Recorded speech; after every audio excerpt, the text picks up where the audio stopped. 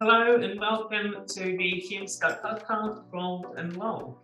For those of you who don't know us, Hume Scope is a recruitment training business co-founded by myself, Ed Khan, and Laura Hopes. And each week we're going to be giving you 10-minute snippets into our world of recruitment, tips and tricks to help you on your journey as an agency recruiter, and hopefully some laughs along the way too. We hope you guys enjoy.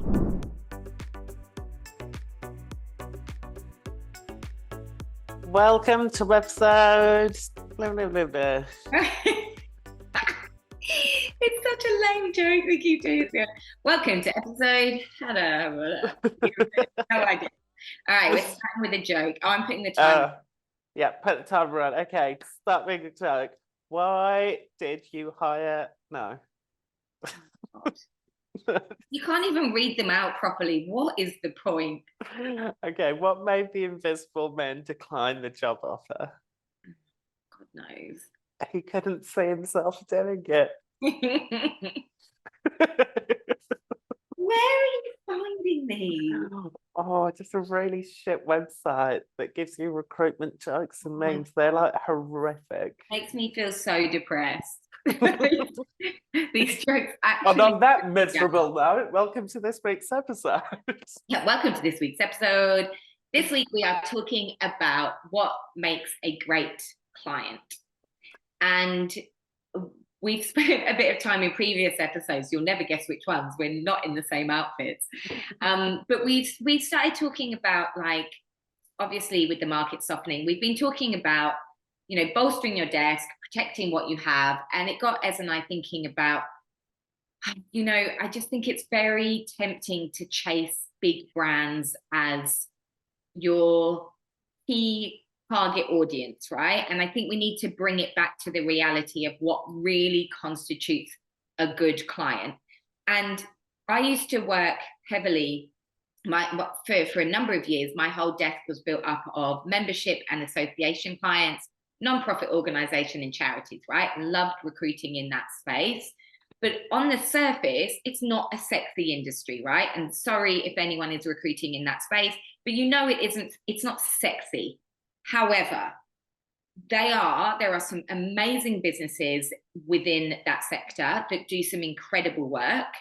Typically, people who work in that sector are extremely passionate about what they do. There's always that real connection to industry. So there's a lot to learn because a lot of those organizations are set up to support industry. But what was most important and what really worked for my desk is that those clients were extremely stable. There was healthy growth in that space. It was pretty much recession proof to an extent. And there was a wide variety of work that I could do. And the clients were always really, really open to consultation. And I built, from a desk that you wouldn't consider particularly sexy, a very, very, very successful recruitment desk. And so I think that we've got to get out of this mindset of just like, we just love this kind of sexy brand space at the moment. And I think we take for granted what actually constitutes a good client. 100%. It's funny, isn't it? It's going back to one of our other episodes in terms of the customer journey. And what constitutes a really good client is based on what part of that journey they're on. Are they someone who trusts you, that value you, that champion you filling their roles? Do you have, because overall for me, what constitutes a really good client is a number of things. It's consistency in work that they give you, stability of that business. They're not fluctuating between hiring for a big project, letting go of everyone, hiring, letting go of everyone. It's stability of that business. It's, are they consistently growing? Do they have future plans for growth? And are they intelligent plans rather than, oh yeah, we'll take another 3 salespeople? What's the actual growth in that journey of the business? Do they trust you? Do they call you and ask you for your advice outside of just, hey, do you have anyone? Because if there's no strengthened relationship where they actually trust you as an advisor, that relationship is quite fragile. Do you have multiple touch points within that client? Not just that, oh, I've got a really good relationship with HR. does everyone else, or not everyone else, but are there multiple people within that business that know you and your business as their recruitment provider? Multiple touch points. Otherwise, again, that whole client is at risk. And does the business have values that you align with and actually buy into? Because if you don't, it's hard to represent them. Yeah. So it's quite a few things, but if you think about it like that and actually assess your current client base, how many of them, I mean, just the fact, one of the main ones is, does that client trust you and see you as more than someone that sends them good candidates? Yeah, are they willing for this to become a reciprocal relationship? Because if you're constantly chasing down clients that you want to win, but they will never give you that kind of respect and reciprocity. Oh, I think I'm losing it. Like, I love that you stopped and kind of paused and looked at me for validation that what you had said was a real word. I got halfway through the word and I'm like, no, it is, but I'm not saying it right. But if they're not coming to the table, like when we first opened Lotus, right? We won a job with, I don't mind saying it, so they're not listening to it. We won a job with Red Bull, and we were so excited, right? Like, sexy brand, amazing offices, probably one of the first sexy brands that we'd won.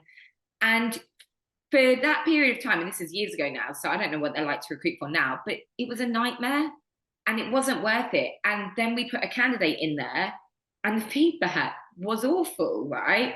At that particular time. So I'm not talking about the business now, but it just goes to show it's not about how it looks, it should be about how it feels. And one of the things when I'm recruiting for a new client that I'm assessing is their EVP. Like, how are they going to look after the candidates I'm going to place in that business? Because that's my reputation as well. Candidates' experience is everything because it reflects on me. And so I think it's, yes, can you build a great relationship with that client? And are they really open to your feedback, to working with you, to building a more exclusive relationship? Do they want a recruiter who is essentially a partner? But equally, is it going to reflect well on you if you place people in that organization? Because if it's the kind of business that, you know, work their candidates to the bone, there's not a huge amount of respect, there's issues in communication or leadership or whatever, that reflects on your ability to do your job and the way that you vetted that client. And so, you know, it's so much more about the feel of the business as opposed to the look of it. Yeah, 100%. Some of my best clients have been some of, on the surface, the most unsexy brands, but candidates love working for them because they've got great values. The EVP is really strong. It's an awesome place to work. The culture is fantastic. They're supported with their growth and development. And what do we know about candidates at the moment? What they value? They value being a part of a business that can really communicate their mission. They value their own growth and development, especially the next generation coming through. And they value flexibility. You should be vetting all of your clients on those things. Yeah. And I just think this job gets so much easier when you actually find loyal clients. Yeah. And clients like that. And realistically, it helps you in a whole heap of ways, but also it just future-proofs you. And it sounds like a little humble brag, but Spencer Lane, through the throes of COVID, was still making a lot of money. We were still winning retainers because we had a very, very incredibly loyal client base that was still paying us retainers. It was mad. I didn't know anyone else that was selling retainers, but because we had a small bank of very, very loyal clients, they still bought into us. Yeah. I actually even had one client that called me at the start of COVID and was like, "As I know you've just started your business 6 months ago, is there anything we can do to help you? Can we forward pay you for placements?" And I was like, "That's absolutely beautiful." Yes, you can. Didn't take him up on his offer. I'll take you 6 months off and go to Bali. That would be great. Yeah, I'm gonna weather the storm out in Bali. Yeah, see ya. But no, but like that's testament, right? And we talk a lot about becoming brand ambassadors. If you feel like your clients becoming brand ambassadors, if you feel like you're constantly peeking through the window, trying to get into like these fancy businesses that you know, your dime a dozen, Like your time and energy is so much better spent building meaningful relationships elsewhere. I really like that you mentioned the sexy business thing, because it is often the best clients are the ones that on paper, it's similar to candidates, isn't it? The on paper ones, to be fair, it's usually the left of center ones for me that become the A best wild clients. card. Yeah, Yeah. wild cards. Okay, I reckon we might Okay. finish on time this week. Do a quick another joke. Oh God, can we Quick. put people through this? Okay. What is it like being a recruiter? What's the answer? This website is so shit. Imagine a browser with 3,000 tabs open all the time. It's so crap. It's so crap. Nice climax. Okay, bye. Bye.